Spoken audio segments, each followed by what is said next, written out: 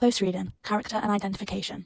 This video will mainly focus on Chapter 9 of Bennett and Royal's Literature, Criticism and Theory, aptly titled Character, which explores ideas regarding what it means for characters to be vivid, complex, relatable, and what it means to identify with characters, and whether our aim or purpose for reading should be to find characters that we relate to and identify with.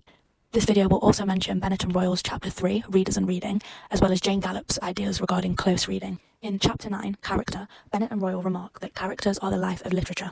They state that they are objects of our curiosity and fascination, affection and dislike, admiration and condemnation. That our relationship with literary characters is so intense that they often cease to be simply just objects. Through the power of identification and through sympathy with these characters, they often become part of how we conceive ourselves and a part of who we are, a part of our identity. Throughout Chapter 9, Bennett and Royal explore various ideas regarding the importance of character.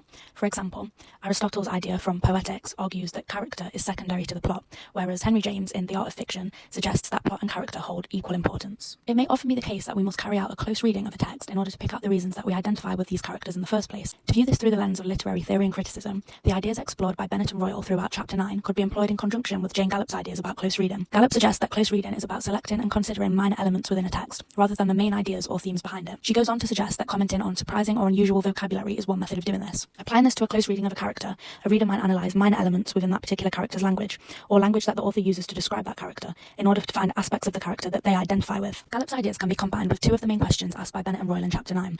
What does it mean if a character is vivid or lifelike, and what is the relationship between a person in a literary text and the person outside of it? Bennett and Royal argue that in order for a character to be lifelike, they must be complex, like real people. This might mean having contradictory traits, yet still having one single identity, like real people do. They say that this creates a paradox of character. People in books are like real people, and real people are like people in books. They also comment on how the use of the words person and character are often used interchangeably, which adds emphasis to the idea of there being a paradox between people and characters. Bennett and Royal also state that reading is to create a person. This makes it hard to separate real from fictional characters. They say that reading characters involves learning to acknowledge that a person can never be singular. There is always multiplicity, ambiguity, and otherness. An example of a close reading of a contradictory, complex character is that of Diamond Phelps from Annie Proulx's short story The Mud Below. Whilst Phelps is definitely considered an unlikable character by many, that doesn't mean that he's unrelatable.